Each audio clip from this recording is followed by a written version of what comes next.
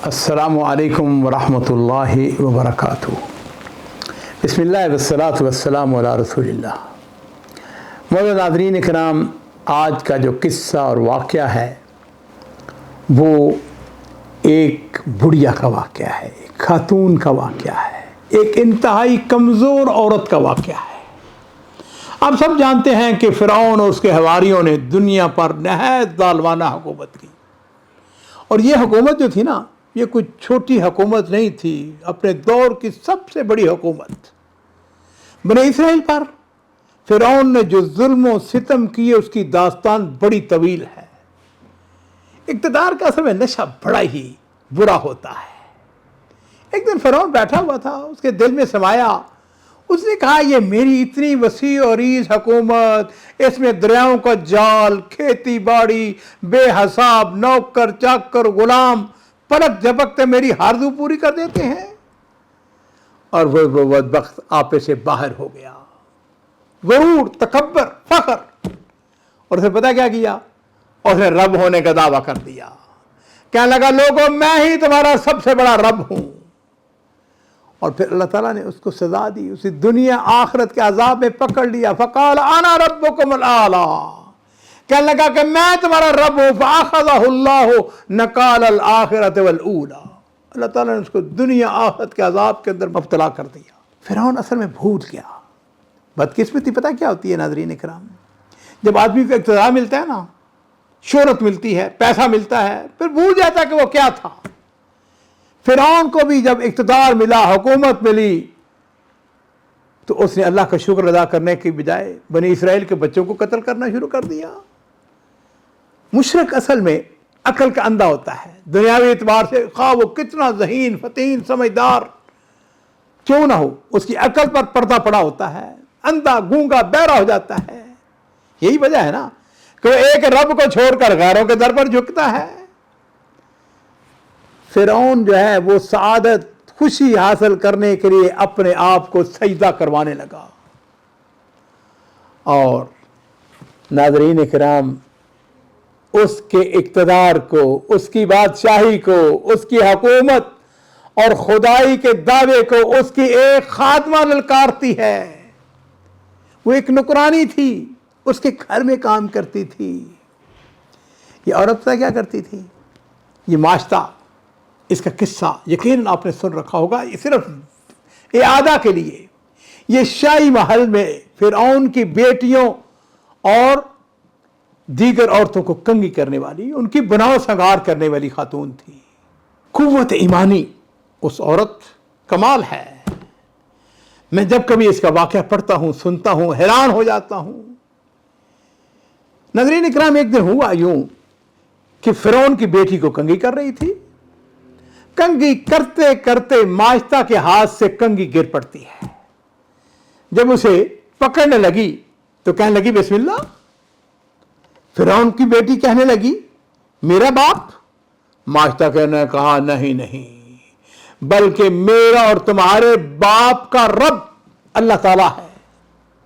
उसने कहा मेरे बाप का नाम लो। उसने कहा नहीं, मैं अपने उस रब का नाम लूंगी जो तेरे और मेरे सबका मालिक है, सबका रब है। फ़िरौन की बेटी कहने की अच्छा तू मेरे बाप को नहीं मानती, मेरे बाप को रब नहीं मानती। उसने कहा मैं तो नहीं मानती। उसने कहा अच्छा तो फिर मैं तुम्हारी शिकायत करूंगी, अपने बाप को बताऊंगी कि तू उसे नहीं मानती। मास्टर कहने लगी जैसे तुम्हारी मर्जी। और फिर फ़िरौन की बेटी ने अपने बाप को ये बात बता दी। उसको कहा कि माश्ता हमारे घर की नौकरानी, कंगी करने वाली, वो तुमको अपना रब नहीं मानती। और फिर अपने वक़्त का सबसे बड़ा जालिम, जाबर, मुतकब्बर बादशाह, उसके सामने उसके घर की एक नौकरानी खड़ी है और वो उससे कह रहा है क्या मेरे अलावा भी तुम्हारा कोई रब है? उसने जवाब दिया हाँ, मेरा और तुम्हारा रब अल्लाह रब्बुल इज्जत है। फ़िरौन उसको डरा रहा है, धमका रहा है, लालच भी दे रहा है।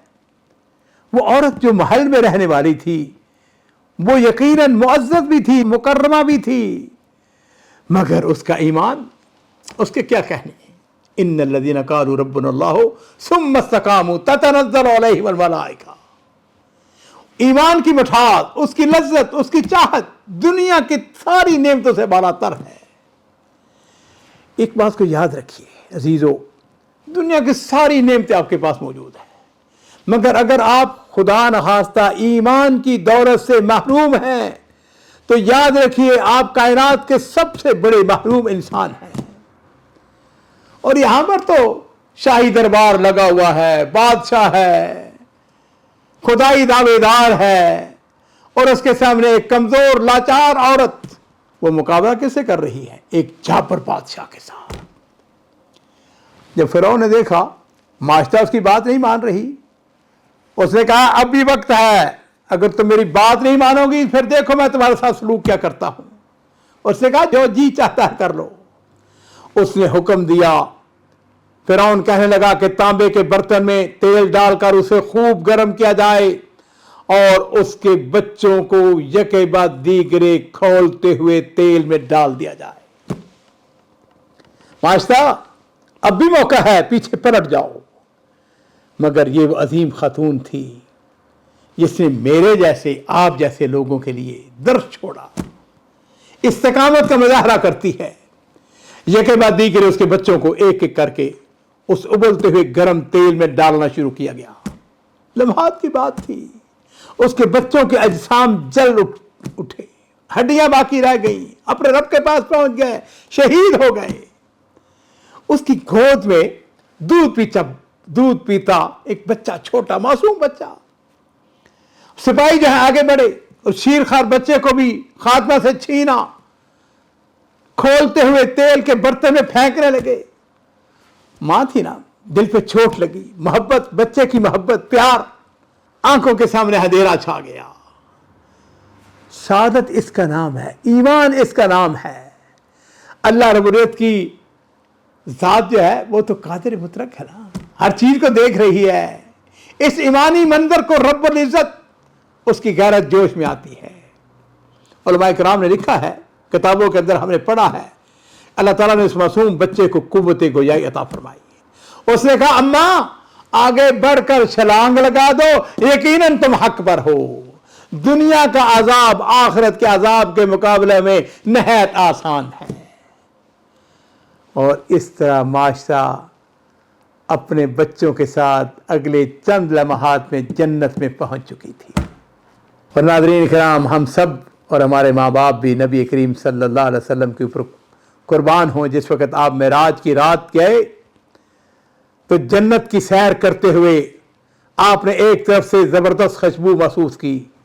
آپ نے پوچھا جبریل یہ عمدہ خوشبو کہاں سے آ رہی ہے؟